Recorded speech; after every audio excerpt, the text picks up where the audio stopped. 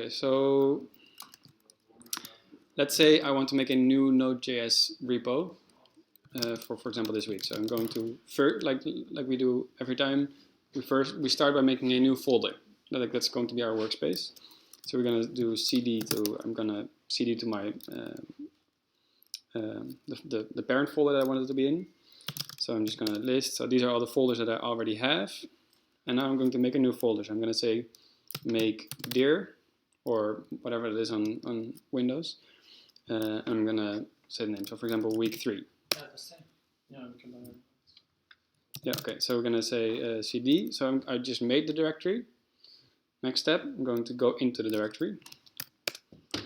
So you can see now ls, there's nothing in the folder. There's a new, or so we're going to do two things. We're going to do npm init again, npm init, because that starts our Node.js environment. We already did that last 2 weeks. I'm just going to do also a git init. And just because I like everything to be tracked, I'm going to start with git. So what I'm going to do is I'm going to say git init. And it says initialized empty git repository. And I'm going to do an ls again. You say it's still empty, but if you do a ls-a, you get a little bit more info.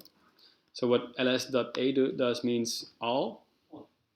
And it also everything that's starting with a dot, every file or folder, because this is a folder that starts with a dot, is usually hidden. Like so it's just for normal users, you don't need to see those. But I can do actually ls git, and you can see that this is a whole folder. So I just started the git. So git is now tracking on my local computer all the changes that I'm making in this folder. For example, I can now do git status. Initial commit, nothing to commit. But for example, if I make a file sublime, or actually, you know what? We're going to do npm init now. This is going to create our package.json. I'm going to do npm.init. So I'm going to call it week 3, version 1.1, yes, no, hello. Entry point, index.js, test command, npm. Well, actually, let's leave it blank. Git repository. We don't have that at this point yet. Why? Because the repository is referring to this online shared environment, and we don't have it yet. So we're first I'm now going to leave it blank, but after this we're going to make the repository on GitHub, and then we're going to get the URL and paste it into our package.json. We don't have to, but just more neat. Yeah, this is what I want to ask. Yeah, so we don't have it yet, but we can always go back to the package.json keywords, git node npm author license blah blah blah. Yes, it's okay. So now I can do another ls, and you see now that I have one file, package.json, or if I do la, you can say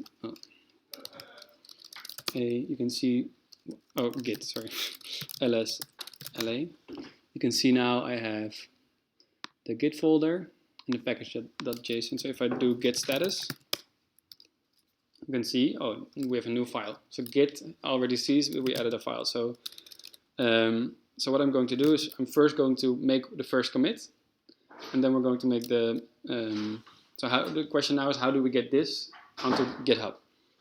So I'm first going to say git add -a, which means track all new files.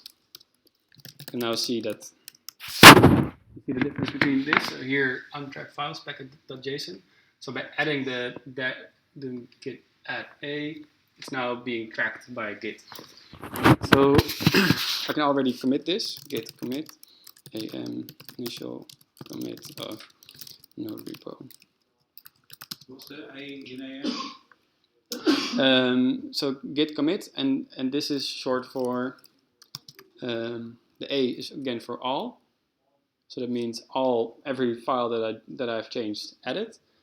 So alternatively, I can also say commit package.json. So just commit changes to package.json, but I'm just going to say A, and the M stands for message. If I don't give a message, it will, maybe you've had that before, then your Sublime text will open and Git will prompt you, so it will ask you for to add a message. So this is just a short way. Git commit, and now I'm going to try to push it, but it's gonna fail because we don't have a. You see, it's saying we don't have a remote. So that's what it's referring to.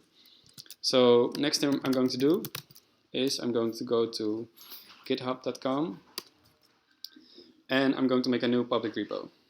So I'm saying plus new repository. Then I'm going to say example git and how to use add git ignore, no. So creating repository. So we can, it's already helping us a little bit because we already have a repository. We already have we already have the git set up. I'm just going to copy this. So the only thing is you guys should check at this point, there might be something happening on your computer that's a little bit different, and that's whether you have your SSH to Git set up correctly, but I think you would have had problems. So I'm just going to copy paste this into here. So as you can see, Git here is saying, hey, I'm missing a remote repository, and here I'm saying Git remote add. So I'm adding that which he's asking for, and I'm giving it origin, which is basically the name of the remote, and then the URL to the remote. So I did that. And then the first time, I cannot say just git push, because the first time you do a git push, you have to say push it, not just to this repo, but also to this branch of repo. And the -u means something different, means set upstream. That's you just have to remember the u. Git push u. Done. Git status, nothing to do. And if I refresh this page now, we're there. Okay. That was maybe a little bit long answer, but so I recorded this, so I can put this on